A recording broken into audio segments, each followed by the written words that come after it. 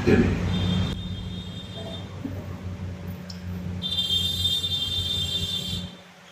الحمد لله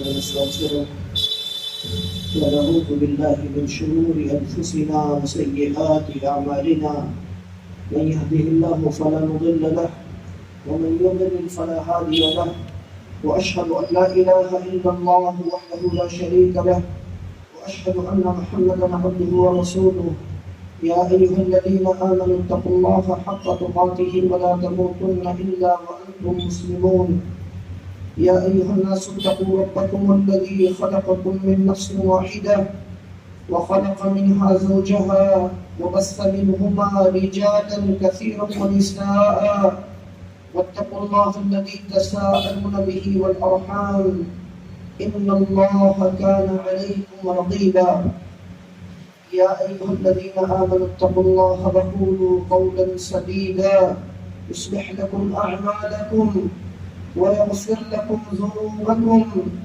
ومن يطع الله ورسوله فقد فاز فوزا عظيما أما بعد فإن أصدق الحديث كتاب الله وخير الهدي هدي محمد صلى الله عليه وسلم وشر الأمور محدثاتها وكل محدثة بدعة وكل بدعة ضلالة وكل ضلالة في النار.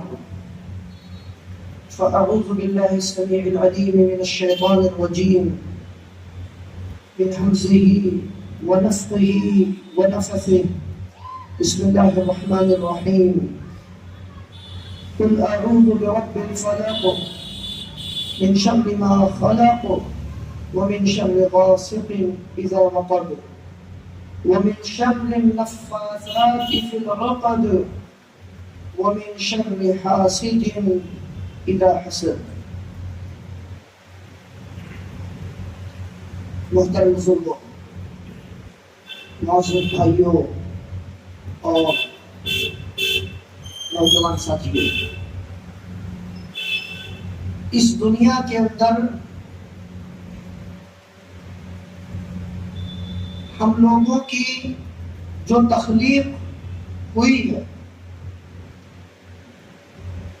وہ بڑے عظیم مقاصد اور حکمتوں کے ساتھ ہے، اور اس زندگی میں ہمارا جو وجود ہے وہ سراپا آزمائش ہے. ہماری جو زندگی ہے اس میں سے جو پچھلا وقت گزر گیا وہ ہمارے ہاتھ میں نہیں، جو آنے والا ہے اس کا پتہ نہیں. صرف وہ وقت ہمارے پاس ہے جس میں ہم اور آپ ابھی زندہ ہیں.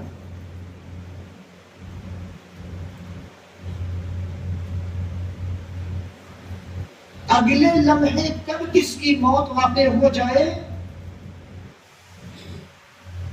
سب کو پتہ ہے، کسی کی بھی واقع ہوتی ہے اور ہو رہی ہے. لہذا دنیا کی زندگی سے ہمیں دھوکہ نہیں کھانا چاہیے.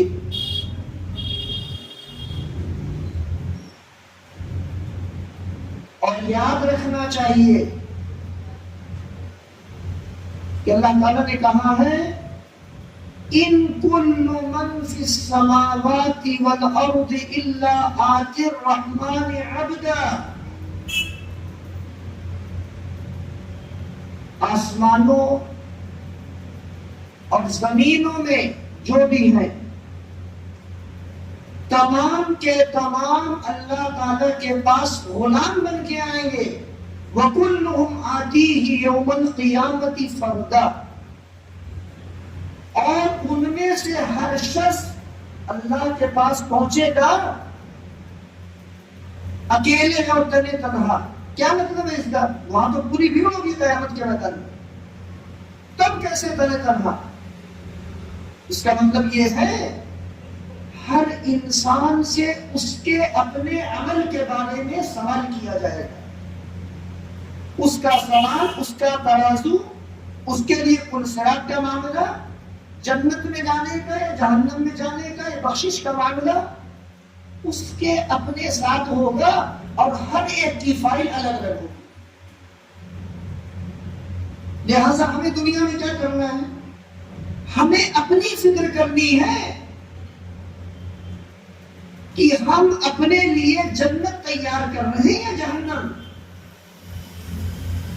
وہ کس نے کیا کہہ دیا، کون کہاں چلا گیا، دنیا یہ کہہ رہی ہے اور ایسے ہو گیا اور فلاں جگہ جب ہو گئی، ہم سے نہیں مطلب ہے.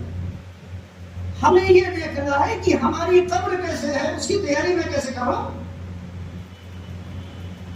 ہمارا حشر کیسا ہوگا، قیامت کی تیاری میں کیسے کر رہا ہوں. اگر اس چھوٹی سی بات کو، جو بہت بڑی بات ہے، اگر ہم سمجھ جاتے ہیں تو جان لیجئے کہ ہماری زندگی کا جو مقصود ہے اللہ کی عبادت کرنا اور اس پر آزمائش کا قائم ہونا، اس آزمائش میں آپ کامیاب ہیں انشاءاللہ. جس دن ہم یہ سمجھ جائیں گے دنیا میں اللہ نے ہمیں پیدا کیا ہے آزمائش کے لیے، آزمائشوں کا یہ سلسلہ سکرات تک جاری رہے گا. میں نے آپ لوگوں کو پچھلے سالوں میں ایک حدیث بتائی تھی، ایک دعا بتائی تھی، مجھے نہیں پتا ہے وہ آپ کو یاد ہے کہ نہیں. اب آپ کہیں وہ پتہ نہیں کون سی حدیث آپ بتا رہے ہیں اور کہہ رہے ہیں یاد ہے کہ نہیں. وہ میں آپ کو یاد دلاتا ہوں تاکہ آپ اسے یاد کریں. جب انسان کی موت کا وقت آتا ہے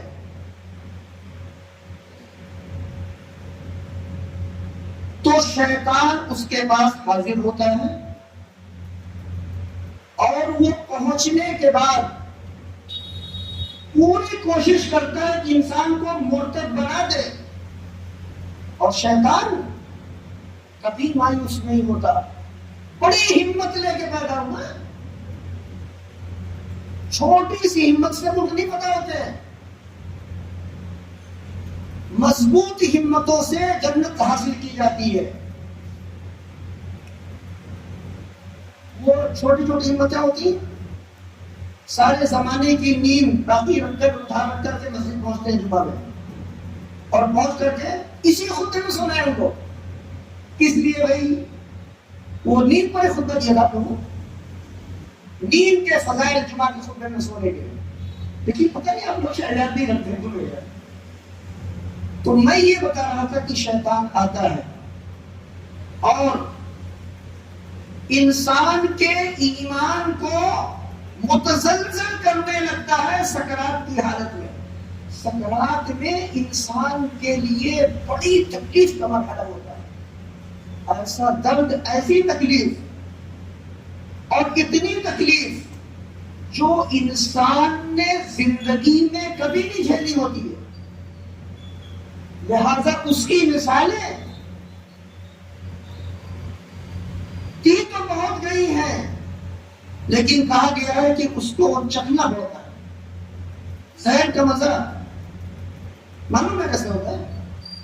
ہر آدمی کہتا نہیں مجھے نہیں کھانا. ارے بھائی چکھ کے دیکھی تب تو آپ بتائیں گے نا کیسے ہوتا ہے. نہیں، اسی طرح موت، جب تک موت کا مزہ چکھے گا نہیں انسان، اسے پتہ نہیں چلے گا. خیر اس کی بہت سی مثالیں ہیں، وہ میں کبھی آپ کو انشاءاللہ زندگی میں بتاؤں گا، اور موت ہو جائے گی تو آپ لوگ اسے حاصل کر لیجیے گا بعد میں.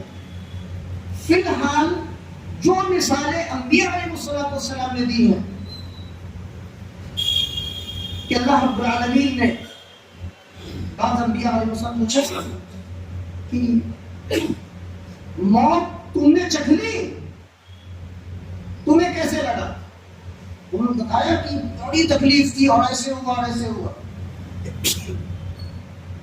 عمرو بن عاص رضی اللہ تعالی عنہ،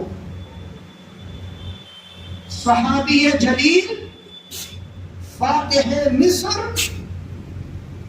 اور دنیا کی تاریخ میں جو بہت زیادہ عقل مند لوگ پیدا ہوئے ان میں سے ایک عظیم انسان، جن کی دشمنی اور عداوت پر آج آپ کے نوجوانوں کی تربیت کی جا رہی ہے اور ہماری امت کا نوجوان فیس بک اور یوٹیوب پر مرتد ہو رہا ہے. کیا ہو رہا ہے؟ مرتد ہو رہا ہے.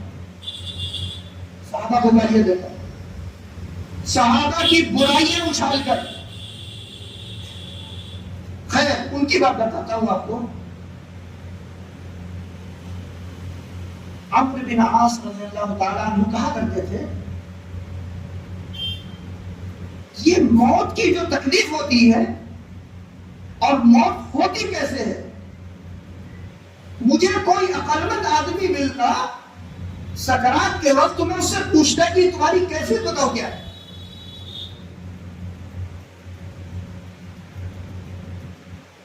لیکن کوئی آدمی ان کو مل ہی نہیں رہا تھا. جب جس کی موت آئی پتہ چلا فلاں کا انتقال ہوتا ہے, سکرات سے پہلے بتائیے نا, سکرات شروع ہونے والی ہے تو اس سے پوچھ پائیں گے کہ موت کیسے ہو رہی. تو ان کے بیٹے عبداللہ بن عمرو بن عاص رضی اللہ تعالیٰ عنہ جو بہت بڑے علماء فقہاء اور بڑے اولیاء میں سے تھے, وہ بھی بڑے عظیم صحابی ہیں. اور ان کی عجیب و غریب منقبت بے شمار مناقب ہیں. عظیم ایک منقبت یہ ہے کہ باپ بیٹے میں صرف 11 سال کی عمر کا فرق ہے, صرف 11 سال کی. تو جب باپ کے انتقال کا وقت آیا تو ان کے بیٹے عبداللہ نے کہا ابا کہتے تھے پہلے کہ مجھے کوئی عقل مند آدمی ملتا سکرات میں تو میں پوچھتا کہ ذرا بتائیے موت کی کیفیت کیا ہوتی ہے. وہ عقل مند آپ کو ملے ہی. اب آپ پر سکرات ہے, آپ مجھے بتائیے کہ کیا ہو رہا ہے. انت ذالک الرجل, وہ عقل مند انسان آپ ہیں, آپ بتا دیجیے مجھے کیا ہو رہا ہے. کہا بیٹا نہیں بتا سکتا الفاظ میں. موت کے درد کے لیے الفاظ پیدا نہیں کیے گئے, سیدھے کچھ ہم بتا رہا ہوں. کہاں یہ آسمان, ساتوں آسمان اور یہ ساتوں زمین, ان کو بنا دیا گیا چکی کے 2 پارٹ. چکی کے 2 پارٹ, اس بیچ میں مجھ کو رکھ دیا گیا پیسنے کے لیے. چھوٹی موٹی چکی ہو تو تھوڑا درد کے ساتھ گیہوں پس جائے گا, انسان پس جائے گا, اور قیمے کی مشین آج کل آتی ہے اس میں ڈال دیجیے گا, قیمہ ہو جائے گا. لیکن اگر آسمانوں کا وزن, زمین کا وزن, اتنے وزن کے ساتھ کسی کو دبا کر اگر اس کو قیمہ بنا دے تو کیا چھوڑ دو اس کا. جو تکلیف کا اندازہ ہو سکتا ہے وہ آپ کر لیجیے. موت کی یہ کیفیت ہوتی ہے. تو اس موقع پر شدید پیاس لگتی ہے, شیطان آتا ہے اور ٹھنڈا پانی لے کے آتا ہے کٹورے میں. اور آج کل گرمی کے دن ہے, ہر آدمی کہہ رہا ہے اے سی کام نہیں کر رہا ہے, بجلی کام نہیں کر رہی, سورج کچھ بھی نہیں کام کر رہا ہے, سورج اکیلے کام کر رہا ہے, اس لیے برف کا پانی سب کو چاہیے. تو وہ شیطان کٹورے میں برف کا ٹھنڈا پانی لے کے آتا ہے اور وہ کہتا ہے مرنے والے سے پانی چاہیے تمہیں, پیاس لگی نا, کہتا ہے ہاں, کہتا ہے بندہ جب لینے کے لیے کہتا ہے کہتا سے نہیں دوں گا, اس کے لیے تمہیں اسلام کا کلمہ چھوڑنا ہوگا, یہودی بن جاؤ, یہ لے لو. کہتے ہیں یہودی بہت خراب دین میں نہیں بنتا. اب یہ شیطان کی اور انسان کی آپس میں بات چیت ہو رہی ہے. وہی فرشتے بھی کھڑے ہوئے ہیں جو روح قبض کرنے کے لیے آئے ہوئے ہیں. چونکہ عالم غیب ہے نا, ہم نہیں دیکھ سکتے, لیکن انسان کے پردے کھول دیے جاتے ہیں. اب وہ دیکھ رہا ہے, اس کے پردے کھل چکے, فرشتے بھی سامنے ہیں اور شیطان بھی ہے. پھر شیطان کہتا ہے اچھا جب یہودی خراب دین ہے تو بھی نصرانی بن جاؤ. پھر وہ یہودی نصرانی کے چکر میں گھماتا رہتا ہے. پھر کہتا ہے یہ ہے کٹورا, جب تک تم مرتد نہیں ہوگے تب تک یہ پانی تمہیں میں نہیں دوں گا. اسی لیے نبی کریم صلی اللہ علیہ وسلم دعا مانگتے تھے, اللہم انی اعوذ بک من ان یتخبطنی الشیطان عند الموت. اے اللہ میں تیری پناہ چاہتا ہوں اس بات سے کہ شیطان مجھے موت کے وقت اچک لے جائے نہیں میرے ایمان کو.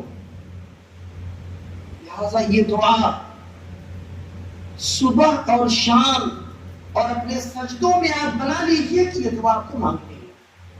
اور ہر انسان کو آپ بتا دیجئے جس سے بھی آپ کو محبت ہے کہ تمہاری موت سے پہلے یہ منظر تمہارے ساتھ پیش آنے والا ہے. لہذا پیاس لگے صبر کرو. جو لوگ سامنے کھڑے ہیں تھوڑا تھوڑا پانی آپ انسان کے منہ میں ڈالتے رہیں. ہلکے قطرے چمچوں سے آپ ڈالتے رہیں. کلمے کی ترتیب کرتے رہیں. دعا کرتے رہیں کہ اللہ تعالیٰ شیطان کے شر سے اس کو بچائے. لیکن ان چیزوں کے لیے جانکاری اور علم چاہیے. اسی لیے آپ کو کہا جاتا ہے اپنے آپ کو آپ علماء سے جوڑیے تاکہ وہ آپ کو انبیاء علیہ السلام کی باتیں بتائیں.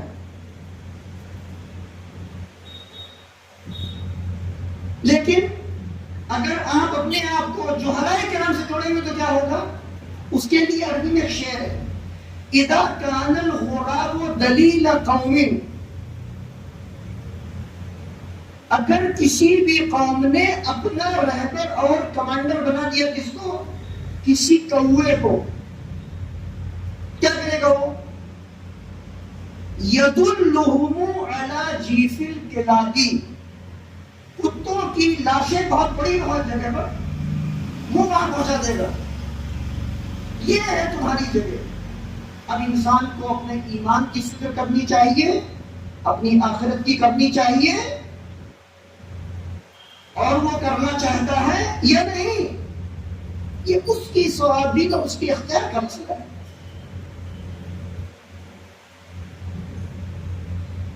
نبی کریم صلی اللہ علیہ وسلم بتایا صحیح مسلم کی حدیث ہے.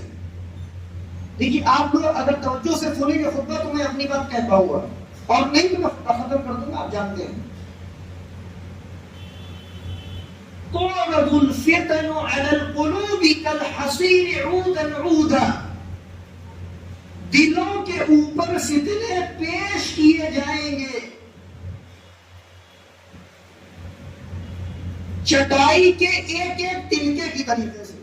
ایک فتنہ آئے گا 2 3 4 25 50 100 1000 1 لاکھ. اور یہ امت جو آپ کی ہے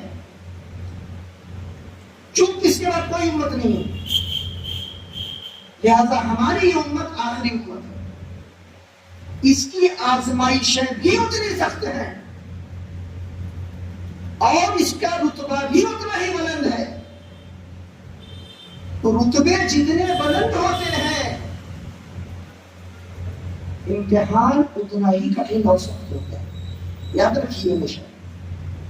اس لیے کہ شاعر نے کہا ہے جن کے رتبے ہیں سوا, یعنی لوگوں سے الگ, جن کے رتبے ہیں سوا ان کی سوا مشکل ہے. جتنی بڑی آپ کی فضیلت اتنی بڑی ذمہ داری, اتنی بڑی جوابدہی ہے آپ کی. لہذا ہم میں سے ہر ایک فرد, جیسے کہ شاعر نے کہا, ہر فرد ہے ملت کے مقدر کا ستارہ. ہر فرد آپ نے کہا ہماری امت کا ایک ایک فرد ایک روشن مینار ہے, ایک عظیم ستون ہے.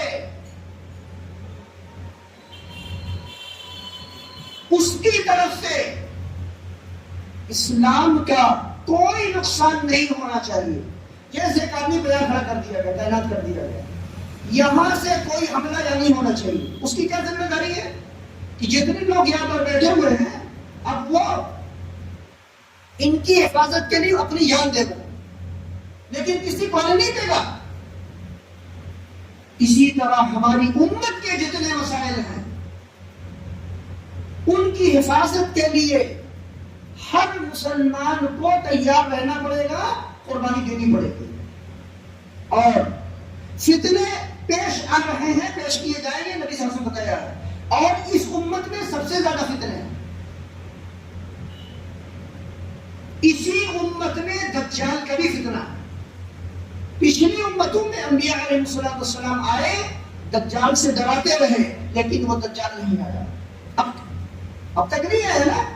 پتہ چلا کہ نبی کریم صلی اللہ علیہ وسلم فرمایا انہ فیکم، وہ تمہارے اندر اب نکل کے آئے گا.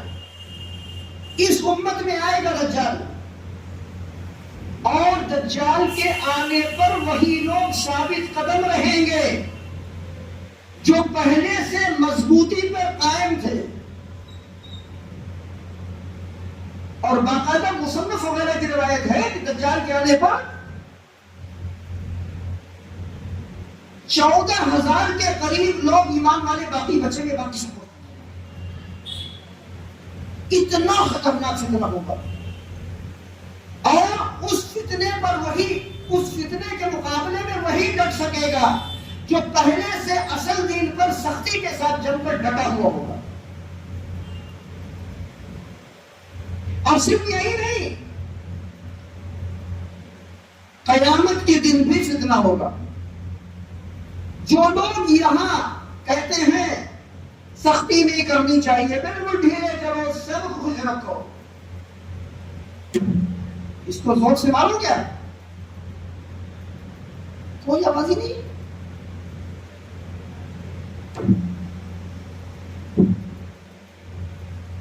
جو لوگ اس دنیا کے اندر عظیمت کی زندگی گزارتے ہیں دین پر چلنے میں، قیامت کے دن بھی انہی کے قدم پل صراط پر رک پائیں گے. سمجھ لیجیے آپ، انہی کے قدم. اور صرف پل صراط پر ہی نہیں، پل صراط سے پہلے ایک منظر ہوگا. قیامت کے دن اللہ رب العالمین کیا کرے گا؟ ایک شمار مناظر میں 50,000 سال کے مناظر ہوتے ہیں. اب 50,000 سال میں مختلف وقفوں پر مختلف مواقف پیش آئیں گے. ان میں سے ایک منظر یہ ہے کہ لوگ میدان محشر میں نکل کر جمع ہوں گے، سورج ان کے سروں پر ہوگا، سورج کے اندر 10 سال کی تمازت اور گرمی بڑھا دی جائے گی. 300 سال تک لوگ کھڑے ہوں گے اور بلندی کی طرف دیکھیں گے، رب کی طرف سے کوئی آواز نہیں آئے گی.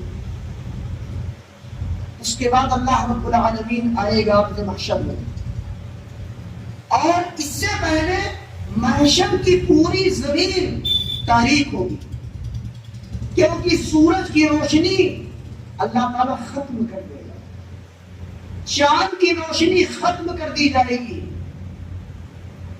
ستارے ٹوٹ کر گر چکے اور فنا ہو چکے ہوں گے، روشنی کا کوئی مصدر وہاں نہیں ہوگا.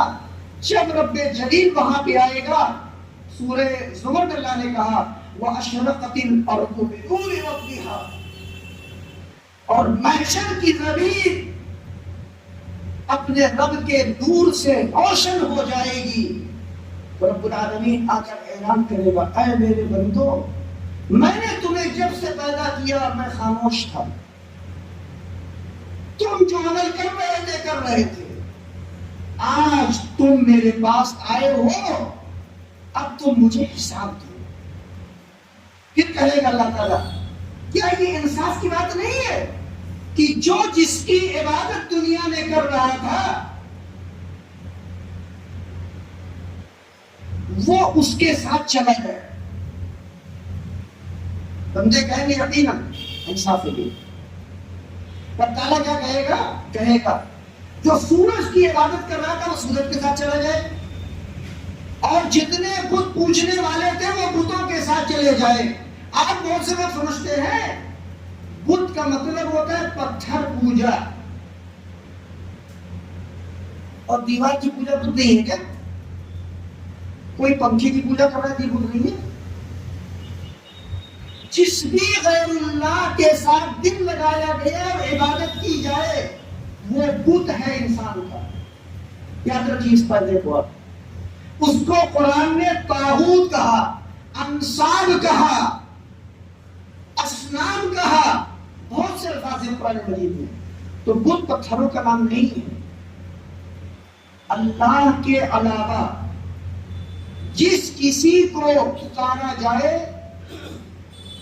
اللہ کے خود کی خصوصیات میں شامل کیا جائے، وہ انسان کے لیے بت. تو اللہ تعالیٰ کیا کہے گا؟ جو بت کی پوجا کر رہا تھا وہ بتوں کے ساتھ چلا گیا، جو آگ کی پوجا کر رہا تھا وہ آگ کے ساتھ چلا گیا. اسی طرح سارے مشرکین چلے جائیں گے اور جہنم میں گر جائیں گے. اس کے بعد اللہ رب العالمین ایمان والوں سے کہے گا تم لوگ یہاں کیا کر رہے ہیں؟ تم لوگ یہاں سے کیوں نہیں چلے گئے جیسے وہ لوگ چلے گئے دوسرے شرک کرنے والے؟ تم لوگ کیوں نہیں چلے جاتے؟ ایمان والے کہیں گے ان لنا ربن، ہمارا ایک پروردگار ہے، وہ جب آئے گا ہم اس کے ساتھ ہم بھی چلے جائیں گے. پتہ یہ چلا کہ ابھی انہوں نے رب العالمین کو دیکھا نہیں ہے، آواز سن رہا ہے بس. تو اللہ رب العالمین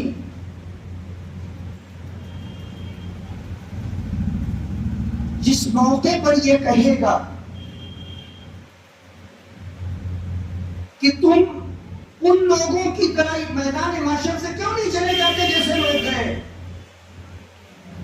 بہت سے لوگ وہاں پر متزلزل ہو جائیں گے. سینچری وغیرہ کے ذریعے اللہ رب العالمین کیا کرے گا؟ فَيَأْتِيهِمْ فِي أَدْنَا صُورَةٍ. اللہ تعالی اپنے آپ کو ظاہر کرے گا لیکن اپنی ایک ہلکی صورت پر. ایمان والوں کو اس موقع پر اپنا وہ دیدار نہیں کرائے گا، ایک ہلکی صورت ان کو دکھائے گا اور وہ کہے گا میرے ساتھ آؤ، میں ہوں تمہارا رب. آپ سوچئے کہ کتنے تعجب کا وقت ہوگا وہ.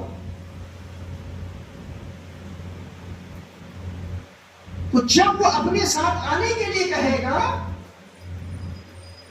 اس موقع پر ایمان والے کہیں گے نہیں،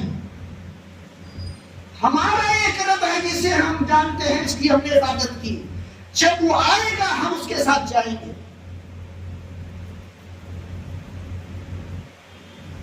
اللہ تعالیٰ کہے گا تم کیسے پہچانتے ہو اپنا رب؟ بتاؤ تم جانو گے کیسے اسے جس کی تم نے عبادت کی؟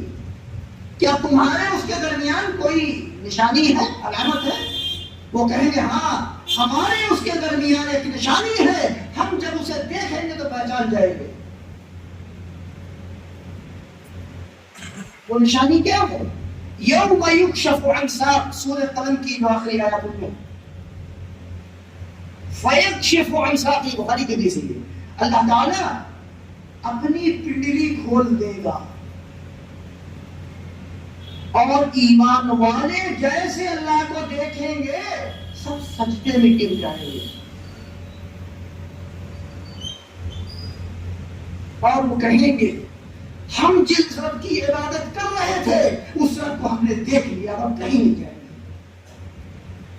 تو پہلے جب اللہ نے اپنی پنڈلی نہیں ان کو دکھائی ہے ظاہر کی، اس موقع پر جب اس نے کہا، یعنی کہے گا قیامت والے دن کہ تم لوگ میرے ساتھ آؤ،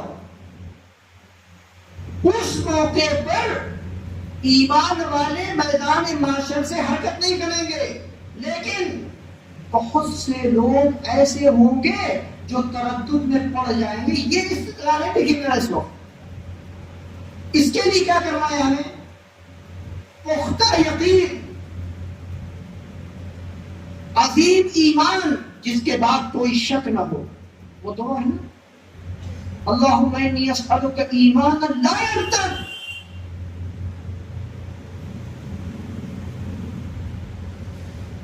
وَيَقِينًا لَيْسَ بَعْدَهُ الْكُفْرُ، اے اللہ میں تجھ سے ایسے ایمان کا سوال کرتا ہوں جس کے بعد انسان مرتد نہ ہو، اور ایسے یقین کا جس کے بعد کفر نہیں، شک نہیں ہے۔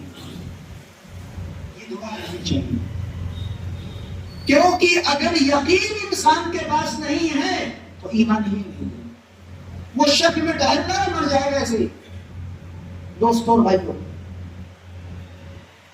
اس دنیا کے اندر فتنے بے شمار ہیں، آتے رہیں گے، شروع سے آ رہے ہیں، اور یہ جو زمانہ ہے اس وقت فتنوں کی کثرت بہت زیادہ ہو چکی ہے۔ اس زمانے میں ایک ایسا فتنہ آیا ہے جس کے بارے میں نبی کریم صلی اللہ علیہ وسلم نے فرمایا فتنۃ الدہیمہ، ابو داؤد وغیرہ کی کہا ایک فتنہ آئے گا جو بالکل سیاہ اور تاریک ہوگا۔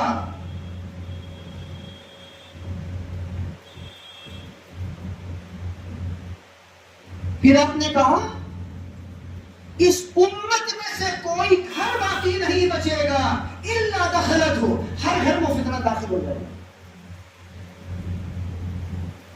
ہر گھر میں وہ فتنہ داخل ہو جائے گا، پوری دنیا کے اندر۔ اس حدیث کی تشریح میں ابھی تک لوگ بہت سی باتیں کرتے رہے لیکن بات واضح نہیں ہو رہی تھی۔ اس زمانے میں یہ مسئلہ بہت اچھی طرح واضح ہو چکا ہے،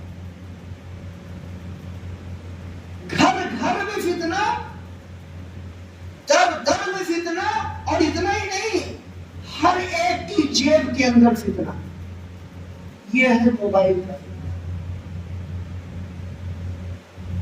یہ ہے وہ فتنہ جس کے بارے میں علماء نے تشریح کی زمانے میں اس سے مراد ہے موبائل کا فتنہ، ہر گھر میں داخل ہو چکا ہے۔ ہر شخص موبائل پر کوئی بھی شاٹ آیا، اب آج کل تو کیا اگر آدمی شاٹ ہی دیکھنے بیٹھ جائے، بتانا 24 گھنٹے نہیں کافی ہے، ایک دن کے اندر 1,00,000 گھنٹے چاہیے آپ کو شاٹ ختم کرنے کے لیے۔ کتنے شاٹ دیکھیں گے؟ فیس بک کے شاٹ، یوٹیوب کے شاٹ، انسٹاگرام، ہر گرام پہ شاٹ ہے، اور اتنے فتوے، اتنے بیانات، اتنی تقریریں، اتنے مجرم، اتنے مرتد، اتنے بے دین، اتنے اسلام کے دشمن، اور بڑی داڑیاں، بڑی پگڑیاں، سیاہ پگڑیاں، گرین پگڑیاں، ہر کلر کی پگڑی۔ ہر شخص آپ کے لڑکوں اور آپ کے دین ایمان کو خریدنے کے لیے اس میڈیا کا استعمال کرتا ہے، اور ہمارے نوجوان کیا کر رہے ہیں؟ کہتے ہیں دیکھنے میں کیا جاتا ہے، وہ دیکھنے میں کیا جاتا ہے، لوگ کھولو، آپ دیکھیں گے ایک کھولیں گے نا، اس کے بعد 2 3 25 50 خود ہی دے گا، آپ یہ بھی دیکھیے، یہ بھی دیکھیے، یہ بھی دیکھیے، یہ بھی دیکھیے۔ بچے کیا ہو رہے ہیں؟ قرآن پڑھنے کا وقت کوئی بس نہیں، تفسیر پڑھنے کا وقت نہیں، علماء کے پاس بیٹھنے کا وقت نہیں، دین سیکھنے کا وقت نہیں، قرآن یاد کرنے کا وقت نہیں۔ قرآن حفظ جو ہے نا، پہلی بات قرآن کا سیکھنا، پڑھنا اور سمجھنا ہر مسلمان پہ فرض ہے، جیسے آپ پر نماز فرض ہے 5 وقت، اس طرح اسی طرح عربی زبان کا سیکھنا اسی طرح فرض ہے جیسے 5 نمازیں پر فرض ہے۔ یہ مسئلہ میں 10 سال سے بتا رہا ہوں آپ لوگوں کو، اس مسئلے کو سکھاتے ہوئے مجھے 40 سے 50 سال ہو گئے، لیکن لوگ اس بات کو سمجھنے کے لیے تیار نہیں، مطلب ان چیزوں کے لیے وقت نہیں ہے، موبائل پر 10 گھنٹہ دینے کے لیے وقت ہے۔ انسان سوتا ہے، سب سے اخیر میں اس کا جو آخری عمل ہوتا ہے موبائل سوئچ آف، آخری میسج چیک کرنا ہے واٹس ایپ کے، آنکھ کھولنے کے بعد ابھی دعا نہیں پڑتا، ابھی وضو ذکر کرے گا تو شیطان کی کہنے کھلیں گی نا، نہیں، پہلے چیک کرو کوئی اہم میسج تو نہیں آیا واٹس ایپ۔ کیا زندگی ہے؟ یہ ہے وہ فطرہ جس کے بارے میں نبی صلی اللہ علیہ وسلم نے فرمایا تھا۔ اتنا غلط استعمال اس کا ہو رہا ہے،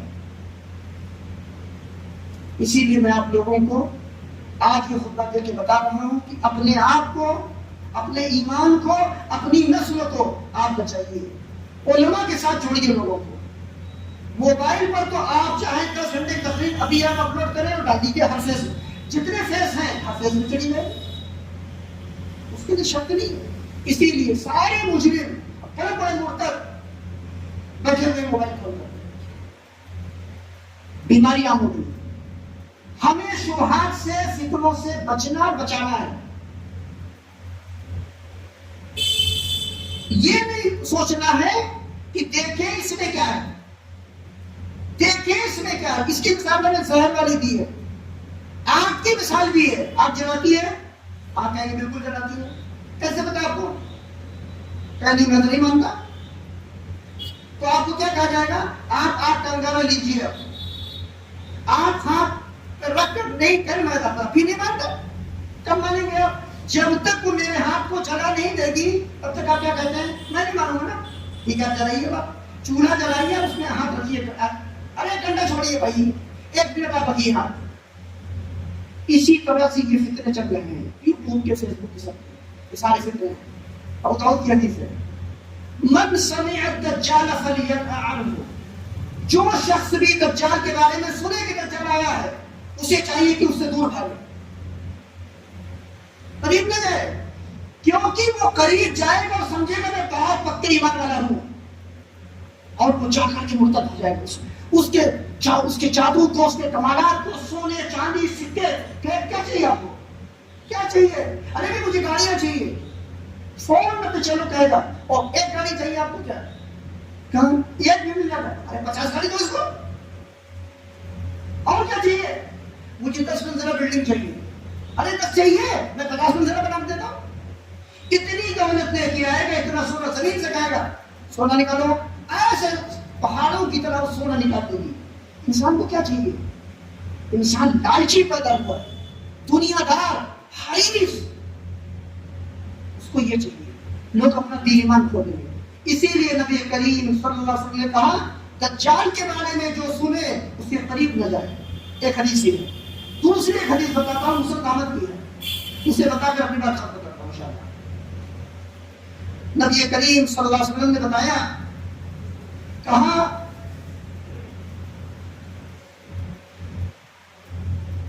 ضرب اللہ مثلا صراطا مستقیما، کہ اللہ تعالیٰ نے مثال بیان کی ہے صراط مستقیم کی، سیدھا راستہ ہے، جس کی دعا ہر نماز میں کم سے کم 17 مرتبہ مسلمان کرتا ہے۔ ہمیں کرنے تو بہت چاہیے، صرف دعا کرنے سے نہیں ہے، پیروی بھی کرنی ہے، عمل بھی کرنا ہے۔ ہم کہہ رہے ہیں اللہ مجھے پانی دے دے، میری پیاس نہیں جا رہی، اللہ مجھے پانی دے دے، پیاس نہیں جا رہی۔ جب آپ کو پانی دیا جا رہا ہے تو پانی کا ہے۔ اسی طرح آپ کو علم، ایمان، ہدایت کی باتیں بتائی جا رہی ہیں علماء کی زبانوں پہ، آپ کیا کہہ رہے ہیں؟ ہمیں برادر سے چاہیے کمپنی، ہمیں دین چاہیے پرائیویٹ والا، سب صحیح والا۔ تو اپنے ایمان کا سودا تو انسان خود کر رہا ہے۔ صحیح مسلم کی حدیث ہے، بادروا بالاعمال فتنہ، لوگوں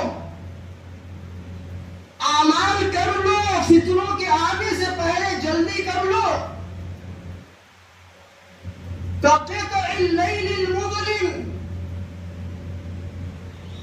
وہ فتنے آ رہے ہیں، رات کی تاریکیوں کی طرف پھیل جائیں گے تم میں۔ یبیع الرجل دینہ بعرض من الدنیا، انسان کیا کرے گا؟ چند ٹکوں کے بدلے اپنے دین کو فروخت کر کے بیچ دے گا۔ یصبح الرجل فیہا مؤمنا ویمسی کافرا، صبح میں مسلمان ہوگا، شام کو مرتد ہوگا، شام میں مسلمان ہوگا تو صبح میں کافر ہو جائے گا۔ کہا یہ صورتحال ہوگی۔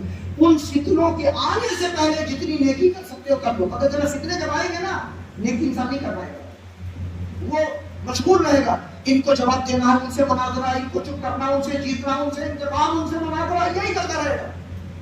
تو قرآن کب پڑھے گا، ذکر کب کرے گا، تلاوت کب کرے گا، اور حفظ کب کرے گا؟ میں نے آپ سے بتایا تھا امت میں قرآن کے حفظ کرنے کا کوئی منشور نہیں، کوئی پروگرام آپ کیا نہیں، اس کا پروگرام آپ بنائیے۔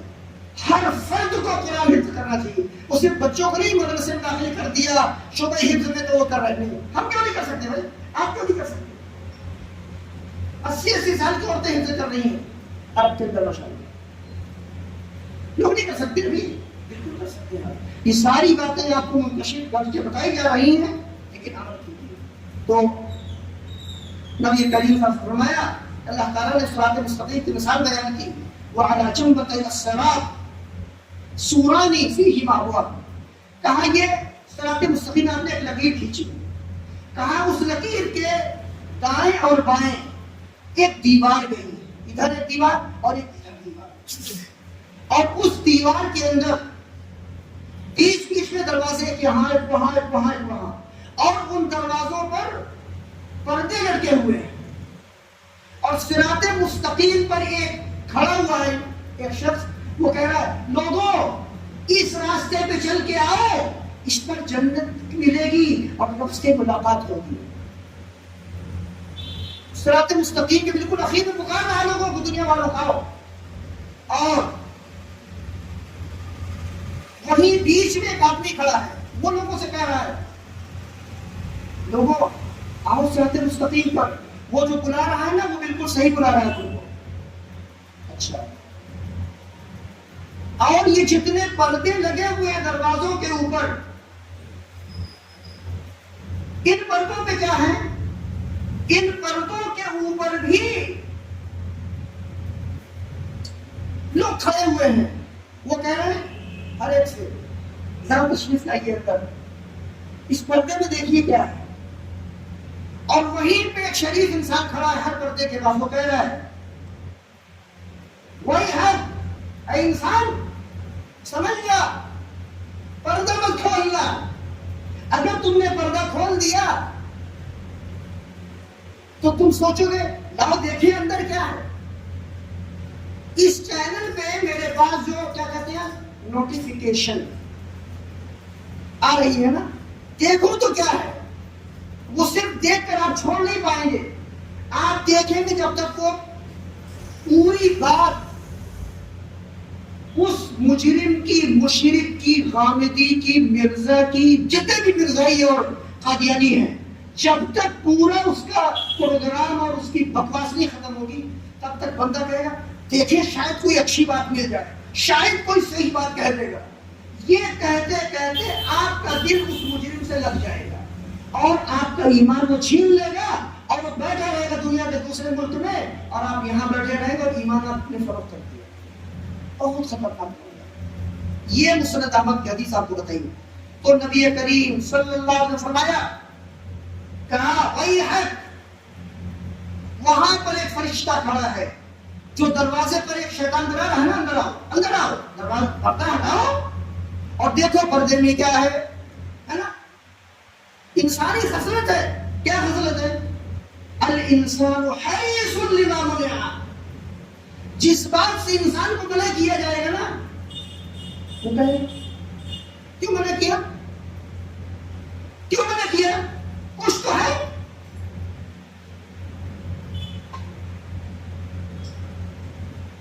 کچھ تو ہے. اب وہ اس کی ٹوہ میں پڑے گا. یہی آپ کی آزمائش ہے. رب نے کیا کہا ہمارے ماں باپ سے، اس درخت کے قریب بھی مت جانا. یہ نہیں کہا مت کھانا، قریب بھی مت جانا کہا. انہوں نے کیا کہا دیکھیں تو اسپیکر کے نیچے کیا رکھا ہے. ارے جگہ کچھ نہیں. وہ مامون رشید کا واقعہ، مامون رشید کا واقعہ ہے. بہت ہی عقل مند ذی علم خلیفہ تھا مسلمانوں کا. اس نے کہا مجھے زندگی میں 2 مرتبہ کسی اس دوست نے پوچھا تمہیں کسی بات پر افسوس ہوا؟ کہا 2 موقع پر ہوا. کہا ایک مرتبہ میرے ایک دوست کا انتقال ہو گیا تو میں گیا اس کی ماں کے پاس تعزیت کے لیے. میں نے کہا ماں کیوں روتی ہے تو؟ بیٹا مر گیا تو کیا دوسرا زندہ ہے، اس کو بھول جائے، اس کو پکڑ لے. اس نے کہا مدن کرو. اولاد اولاد ہوتی ہے تو جاؤ یہاں سے باہر. کہا مجھے شرمندگی ہوئی. اور دوسری بات ایک موقع پر اور کہا ایک بچی جو ہے ایک برتن لے کے جا رہی تھی، اس برتن کے اوپر اس نے کچھ اندر سامان رکھا تھا، اس پر اس نے کپڑا ڈھانپا ہوا تھا. کہا میری غریب ملاقات ہوئی. میں نے کہا بیٹا کیا نہیں جا رہی اس کے اندر، کیا ہے اس میں؟ اس نے کہا تو ہم نے ڈھانپا کیوں ہے؟ اگر ہم بتائیے کیا تو اٹھاتے گئے. دوستوں اور بھائیوں، یہ فتنے کی مثالیں ہیں. یاد رکھیے، اب سے لے کے زندگی تک نہیں، موت تک اور موت کے بعد بھی مثالیں آپ کو کام آئیں گی اگر آپ یاد رکھیں گے تو انشاءاللہ.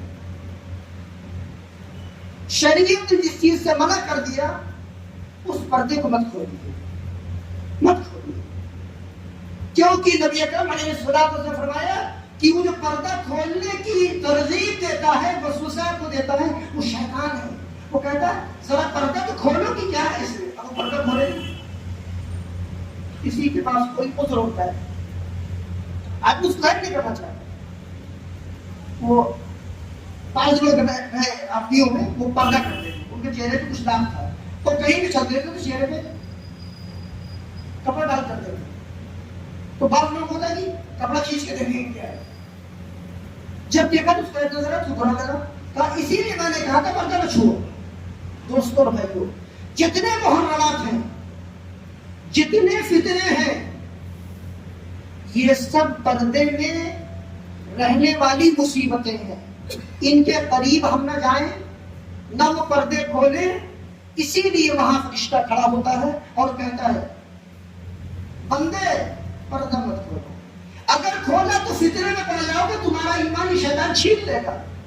یہ مثال دی ہے نبی کریم صلی اللہ علیہ وسلم نے.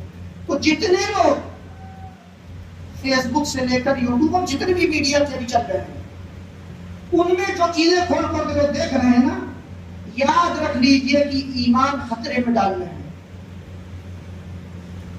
خود کو بچائیے، اپنی اولاد کو بچائیے، علماء کے ساتھ جڑیے، دین سیکھیے، دین پر صبر کیجیے، اور دین پر صبر کر کے کیا کریے، رخصت ہو جائیے. جنت اللہ کا ملے گی انشاءاللہ. اور باقی دنیا میں تو جتنے ایکٹر، جتنے نمونے، کوئی کمی ان کی نہیں ہے. مت دیکھیے دنیا میں کیا کیا ہے. اللہ تعالیٰ ہمیں سمجھ دے، ہمارے دین کی حفاظت کرے. ہمارے نوجوانوں کی، لڑکے ہوں یا لڑکیاں، اللہ تعالیٰ سب کو بچائے. دوستوں اور بھائیوں، یہ دین ہمارے لیے ہمارے خون اور ہماری جان سے زیادہ عزیز ہونا چاہیے، اور ہے ہونا چاہیے. اپنی گردن ہم کٹوا دیں، ہماری آنکھ اگر کوئی آ کے نوچے تو ہم ایسے کہیں کہ یہ نکال لو دونوں آنکھیں، لیکن میرا دین مت چھین لو. آنکھیں چھن جائیں گی تو مل جائیں گی قیامت کے دن، مرنے کے بعد. لیکن دین اگر چلا گیا، آپ نے دین بیچ دیا، تو مرنے کے بعد وہ نہیں ملے گا. اللہ تعالیٰ بچائے. وآخر دعوانا ان الحمدللہ.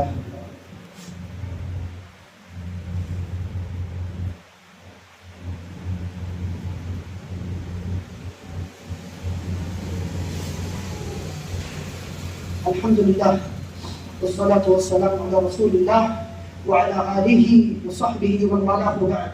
أعوذ بالله من الشيطان الرجيم. إن الله وملائكته يصلون على النبي يا أيها الذين آمنوا صلوا عليه وسلموا تسليما. اللهم صل على محمد وعلى آل محمد كما صليت على إبراهيم وعلى آل إبراهيم إنك حميد مجيد. وبارك على محمد وعلى آل محمد كما باركت على إبراهيم وعلى آل إبراهيم إنك حميد مجيد. وارض اللهم عن الصحابة الأخيار والتابعين الأبرار والتابعين لهم بإحسان إلى يوم القرار، وعنا معهم بعفوك وكرمك يا عزيز يا غفار.